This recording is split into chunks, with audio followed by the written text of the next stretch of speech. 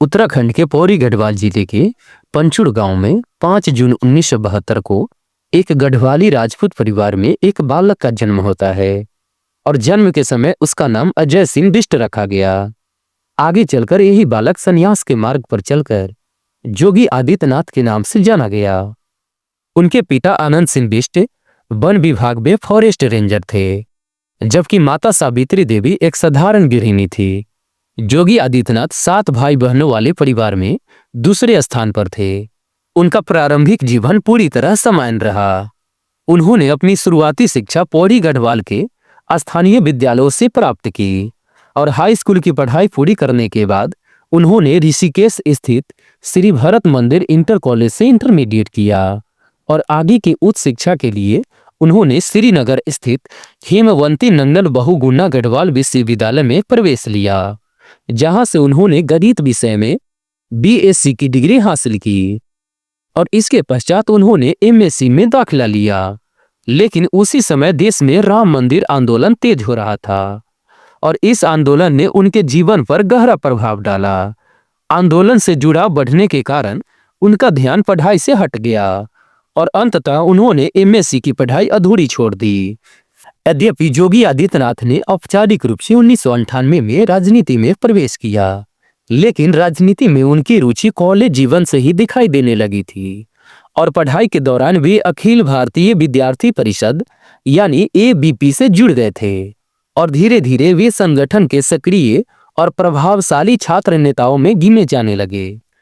उन्होंने छात्र राजनीति में चुनाव लड़ने की इच्छा भी जताई, लेकिन संगठन की ओर से उन्हें टिकट नहीं मिला। इसके बाद उन्होंने निर्दलीय उम्मीदवार के रूप में चुनाव लड़ा, जिसमें उन्हें सफलता नहीं मिली। उस समय तक उनका जीवन एक सामान्य छात्र जैसा ही था और वे पढ़ाई पूरी कर नौकरी करने की योजना बना रहे थे। लेकिन वर्ष 1995 में उनके जीवन में निर्णायक मोड़ आया और अयोध्या राम मंदिर अपने चरम पर था और वे स्वयं इस विचारधारा के समर्थक थे। और आंदोलन में भाग लेने के दौरान उनकी मुलाकात गोरखपुर मंदिर के तत्कालीन पीठाधीश्वर और प्रधान पुजारी महंत अवैधनाथ से हुई। यह मुलाकात उनके जीवन की दिशा बदलने वाली साबित हुई। महंत अवैधनाथ के व्यक्तित्व और विचारों से प्रभावित होकर उन्होंने उन्हें अपना गुरु मान लिया और उनकी कार्य क्षमता और समर्पण को देखते हुए महंत अवैधनाथ ने 15 फरवरी 1994 के दिन अजय सिंह बिष्ट को नाथपंथी की शिक्षा दी और इस तरह 22 साल के अजय सिंह बिष्ट बन जाते हैं जोगी आदित्यनाथ। जोगी आदित्यनाथ के परिवार को कुछ समय बाद अखबार के माध्यम से पता चलता है कि उनके बेटे ने संन्यास ले लिया है। अभी तक उनके घर वाले यह सोचकर बैठे थे कि वह नौकरी के लिए गोरखपुर गया है। इस खबर के बाद जोगी आदित्यनाथ के माता पिता मठ पहुंच जाते हैं और यहाँ अपने बेटे को एक सन्यासी के कपड़े में देखकर हैरान रह जाते हैं। उन्होंने अजय के बाबा बनने का विरोध किया, लेकिन अंत में वे मान जाते हैं। इसके कुछ महीनों बाद जोगी आदित्यनाथ अपने पैतृक गांव पंचुर वापस आ जाते हैं और सन्यास की परंपरा के मुताबिक अपनी मां से भिक्षा मांगते हैं। इस रिवाज के बाद से उनका अपने परिवार से कोई संबंध नहीं रहा। उनके परिवार के लोग भी अब उन्हें महाराज जी बोलने लगे। इसके बाद जोगी आदित्यनाथ पूरी निष्ठा के साथ गुरु सेवा और आश्रम की जिम्मेदारियों में जुट गए। उनकी कार्य क्षमता और समर्पण को देखते हुए महंत अवैधनाथ ने कुछ ही समय में उन्हें अपना उत्तराधिकारी घोषित कर दिया और वर्ष 1998 में उन्हें राजनीतिक उत्तराधिकारी की भूमिका सौंपी गई। महंत अवैधनाथ एक धार्मिक गुरु होने के साथ साथ अनुभवी राजनेता भी थे। वे गोरखपुर से 4 बार लोकसभा सांसद रह चुके थे और 1998 में उन्होंने जोगी आदित्यनाथ को गोरखपुर सीट से लोकसभा चुनाव लड़ने का आदेश दिया। गुरु की आज्ञा का पालन करते हुए जोगी आदित्यनाथ चुनाव मैदान में उतर जाते हैं और यह उनके राजनीतिक जीवन की औपचारिक शुरुआत थी।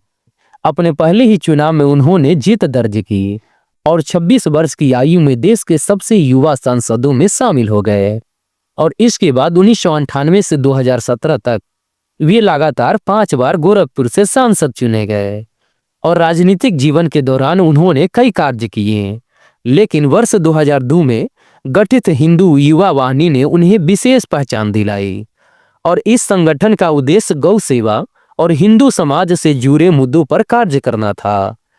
आने वाले वर्षों में उनका प्रभाव लगातार बढ़ता गया और भारतीय जनता पार्टी में उनका कद मजबूत होता चला गया। और वर्ष 2017 का उत्तर प्रदेश विधानसभा चुनाव उनके राजनीतिक जीवन का सबसे बड़ा मोड़ साबित हुआ। अब हिंदू युवा वाहिनी ने बीजेपी पर दबाव बनाने के लिए अभियान चलाया कि भाजपा योगी आदित्यनाथ को अपना मुख्यमंत्री उम्मीदवार घोषित करे। हालांकि ऐसा नहीं किया जाता है और बीजेपी बिना मुख्यमंत्री के चेहरे के ही चुनाव में उतर जाती है और प्रधानमंत्री नरेंद्र मोदी के नाम पर वोट मांगे जाते हैं। जब रिजल्ट आए तो भाजपा को पूर्ण बहुमत मिला और सपा सत्ता से बाहर हो जाती है। उत्तर प्रदेश और उत्तराखंड में भारतीय जनता पार्टी को लगभग 3/4 बहुमत अप्रत्याशित बहुमत मिला और भाजपा समर्थकों में जोगी को सीएम बनाए जाने की चौतरफा मांग उठने लगती है, लेकिन भाजपा ने कुछ भी क्लियर नहीं किया। शुरुआत में भाजपा के मन्नू सिन्हा मुख्यमंत्री की रेस में सबसे आगे थे और न्यूज चैनलों पर मन्नू सिन्हा का नाम चलने लगा था, लेकिन तभी बीजेपी के अध्यक्ष केशव प्रसाद मौर्य नाराज हो जाते हैं, जो खुद मुख्यमंत्री बनने का सपना देख रहे थे। और केशव प्रसाद मौर्य ने अमित शाह के सामने अपना विरोध जताया और कहा कि विधायक दल की बैठक में गड़बड़ हो सकती है। इसके बाद मौर्य ने योगी आदित्यनाथ के हाथ मिलाया, जो खुद मुख्यमंत्री के रेस में कंसिडर न किए जाने से नाराज चल रहे थे। और योगी आदित्यनाथ ने आरएसएस से संपर्क किया, जिसने उनकी उम्मीदवारी का समर्थन किया। इस दबाव के बीच अमित शाह का मन बदल जाता है और उन्हें लगा कि योगी आदित्यनाथ ही मुख्यमंत्री के लिए सही है, क्योंकि 2019 लोकसभा चुनाव तक हिंदुत्व के मुद्दे को बनाकर रखेंगे। और 17 मार्च 2017 की शाम 6:43 पर अमित शाह ने योगी आदित्यनाथ को एक सीक्रेट कॉल की और उनसे दिल्ली आने के लिए कहा। योगी आदित्यनाथ अगली सुबह ही दिल्ली पहुंच जाते हैं। यहां उन्हें बताया गया कि उन्हें लखनऊ जाकर मुख्यमंत्री बनना है और इस तरह योगी आदित्यनाथ देश के सबसे बड़ी राज्य यूपी के मुख्यमंत्री बन जाते हैं। आज योगी आदित्यनाथ उत्तर प्रदेश के मुख्यमंत्री होने के साथ साथ गोरखनाथ मंदिर के महंत और पीठाधीश्वर भी हैं और वर्ष 2014 में महंत अवैधनाथ के निधन के बाद नाथ परंपरा के अनुसार उन्हें यह दायित्व सौंपा गया था। इसके अतिरिक्त वे योगी आदि नामक मासिक पत्रिका के मुख्य संपादक हैं और कई पुस्तकों के लेखक भी हैं।